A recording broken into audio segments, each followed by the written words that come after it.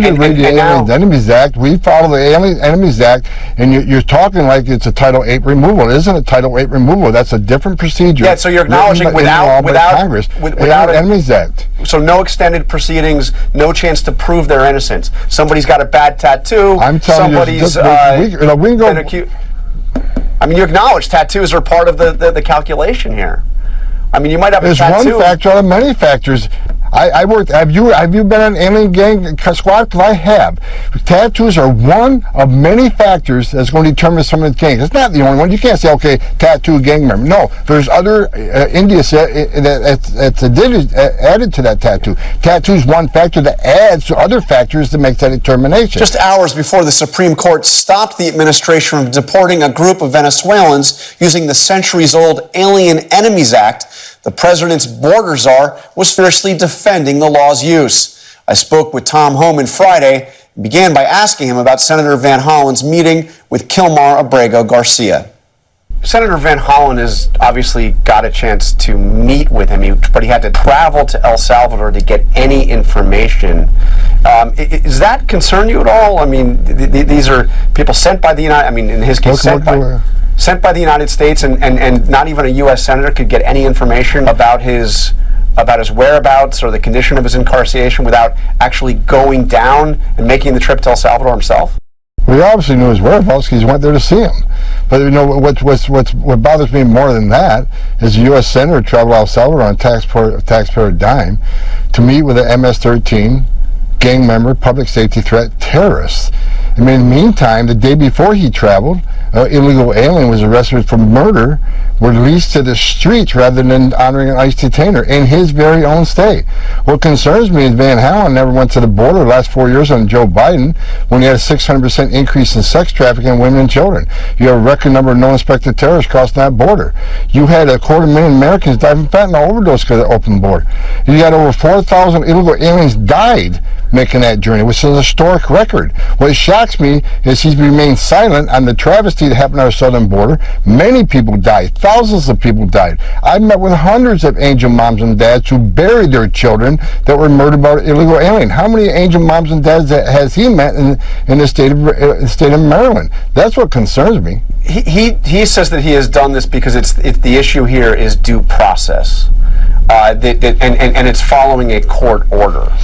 The Supreme Court has said that the administration needs to facilitate his return so he could get through, have his chance at due process.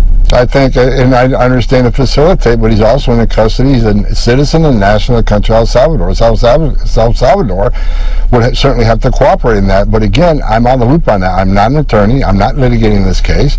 We'll do whatever the law says we have to do. But I think I stand by the fact I think we did the right thing here. We removed a public safety threat, a national security threat, a violent gang member from the United States. ICE intelligence says he's an MS-13 gang member. A confidential informant says he's an MS-13 gang member. The country of El Salvador says he's an MS-13 gang member. I think he's exactly where he should be. But you said that El Salvador would have to cooperate. You have no doubt that if President Trump wanted him returned, that he could ask President Bukele to return him, right? I mean, President Trump could make this happen. I can't comment on something I don't know. I can't comment. What do you think? I mean, you know President. I'm not involved in. I mean, you know President Trump. You've talked about how, he can get things done. I mean, if he wanted the guy returned, he could get him returned, right? I do. I'm not going to comment on conversations I'm not a part of. I don't know what conversations we're having, who's having what conversation, what officials. I'm not in the loop on that. So more broadly, let me ask you. I know you're a law guy. You've sworn an oath to uphold the Constitution. You did that through your entire career. The general principle I want to ask you is: do you agree that the Constitution extends those constitutional rights that we all have extend to every person in the United States? Every person, no matter what crime they're accused of or no matter their legal status. And we have followed the Constitution. We have followed the law. I am confident that everything we've done is follow the laws within the constitutional constructs. Absolutely. And so that right of due process is something, the Fifth Amendment right of due process extends to everybody who would be deported. Well, they have a chance to have a hearing on this. The length of due process is not the same under the Alien Enemies Act. That's why the Alien Enemies Act was created. President Trump invoked the authorities he had of the Alien Enemies Act, an act written and passed by Congress and signed by a president. We're using the laws on the books, the statutes on the books, to secure the border and remove significant public safety threats and national security threats to this country. But let me get more specific on this. The Supreme Court has long held that constitutional rights extend to every person in the United States. Justice Scalia, a majority opinion that he wrote back in 1993, wrote, "It is well established that the Fifth Amendment entitles aliens to due process in law in deportation proceedings." Are you saying that by invoking the Alien Enemies Act that undocumented immigrants are not entitled to those due process rights under the Fifth Amendment? Well, I'm saying the procedure under the Alien Enemies Act is less than it is there in a Title VIII removal proceeding, and we're following the rules of the Alien Enemies Act.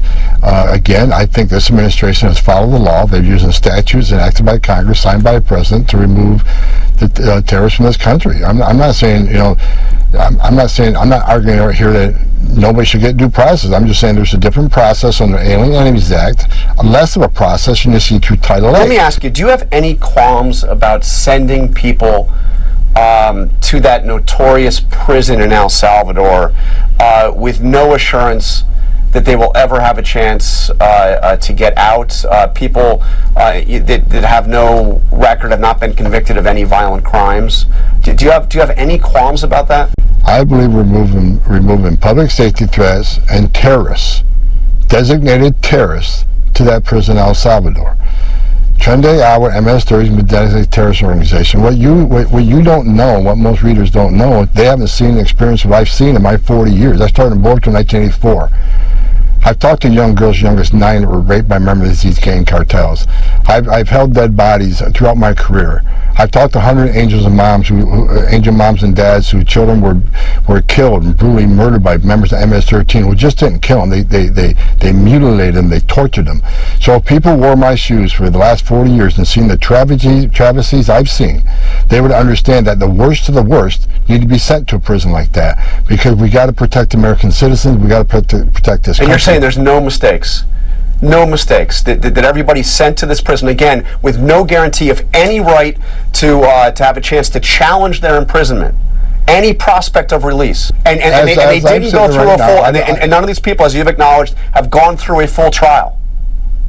You need to read the Alien Enemies Act. We follow the Alien Enemies Act, and you're talking like it's a Title VIII removal. It isn't a Title VIII removal. That's a different procedure. Yeah, so you're acknowledging without Alien Enemies Act. So no extended proceedings, no chance to prove their innocence. Somebody's got a bad tattoo. I'm telling somebody's you, we can go. been accused. I mean, you acknowledge tattoos are part of the calculation here. I mean, you might have a tattoo. There's one factor out of many factors. I worked. Have you been in an alien gang squad? Because I have. Tattoos are one of many factors that's going to determine someone's gang. It's not the only one. You can't say, okay, tattoo gang member. No, there's other indicia that's added to that tattoo. Tattoo is one factor that adds to other factors to make that determination. What I'm saying is you can't ignore a tattoo. That's one more factor that leads you to believe maybe he's a gang member. It's just not based on tattoos. It's based on a lot of other things, but tattoos one of many. But no one's removed just because of a tattoo. In other words, the Alien Enemies Act means you can grab somebody and you can deport them without an extended hearing because you have labeled them a terrorist. Because you've said you've determined that somebody is a member of the gang, and therefore they don't have to go through the extended process of the opportunity to have a full hearing. That's what you're saying. And let's just be clear. I'm saying we're following the laws of this country, and there's a different procedure for each one.